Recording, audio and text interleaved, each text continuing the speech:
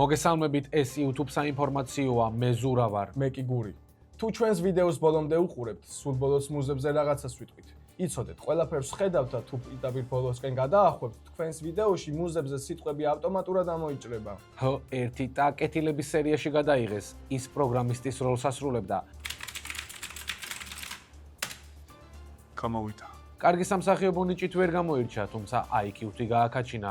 ოზიმუგა და იმელოდიუს მორიგი გადაცემა დადო, სადაც ერთმანეთს ტატო ბაციკაძე და ბენი დაუპირისპირდა. ტატო, თუ არ იცოდი ეგრე სრული გადაცემაა, იმიტომ გეუბნები რომ ვინმე მარწა მოგაძახოს. იმიტომ გეუბნება რომ ვინმე მარწა მოგაძახოს. ჟანი ინფანტინოს ინიციატივაზე რომ რუსეთის ნაკრები და კლუბები დიდ ფეხბურთში უნდა დაბრუნდნენ, გიორგი კალატოზმა განაცხადა ჟანის დავაჯვი თავზე. ჯიგარი ხარ გიორგი, ყველაფერს ჟანი უნდა.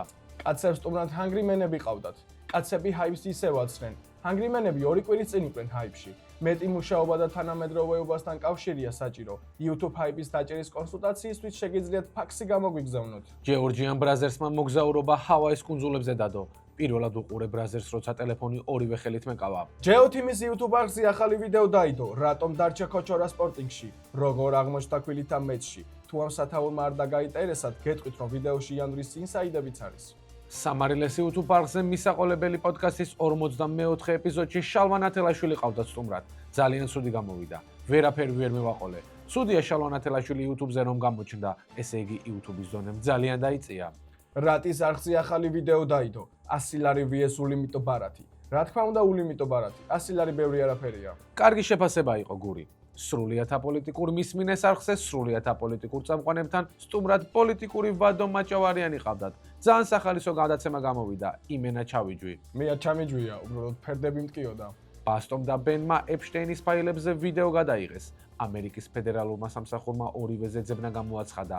აი ეს არის მარკეტინგი. ახლა ხო გადახვალთ და უყურებთ ნეტა რა თქვეს ამისთანაო. ბანკოკი, ქაოსი, ქუჩის კვება და ღამის ცხოვრება. ლეონ ჯორნი ახალ ვიდეოს აქვეყნებს. ლეოს ვიდეოს ყურება შეგიძლიათ 4K-ში. შესაბამისად, ტაილანდის ქუჩებში მარტივი გასარკვევია, ვისი ვისაშია. კრიშტიანო რონალდოს YouTube არხზე ერთი თვეა ვიდეო არ დადებულა. როგორც ჩანს, რონალდოს 41 წლის ასაკში ფეხბურთზე სრულიად გადაერთო. Channel-ს channel-ზე ახალი ვიდეო დაიდო, ვინ მოიგო 5000 ლარი. მართლაც დამაინტერესა ვინ მოიგო, ვნახავ და მერე მივწერ. მილოვასთან სტუმრად გია ჯაჯანიძე იყო. წინა კვირაში გველი ყავდა სტუმრად, იმის წინა კვირაში ზალიკო ბერგერი. ვერ ხვდებით მილოვას სტუმრებს რა კრიტერიუმებით არჩევს. Mr. Beast-მა ახალი ვიდეო დადო. გაიქეცი 100 მეტრი და მოიგე 250,000 დოლარი. სამწუხაროა რომ ქართველი არ იღებდა მონაწილეობას. მოიგებდა უეჭველი. ქართველს აჯობებ გაქცევას და ფულის აღებაში. კაი ენა გაგური. ახლა კი დაპირებული რაღაცის თქმა მუზებზე. მუზებს პროექტ ჰაუსში გამარჯვებას უსურვებთ. ერთ-ერთ განსაკუთრებით. ისე ლელუს რატომ უჭერთ ხარს? იმიტომ რომ კარგი მონაწილეა. დიასნა, bro. დღეისათვის სულ ეს იყო. დაელოდეთ ჩვენს YouTube საინფორმაციოს ყოველ ორშაბათს საღამოს 8 საათზე. თუ რენდერმა არ გაჭედა YouTube ინფორმაციას გაწვიდათ ზურა და გური.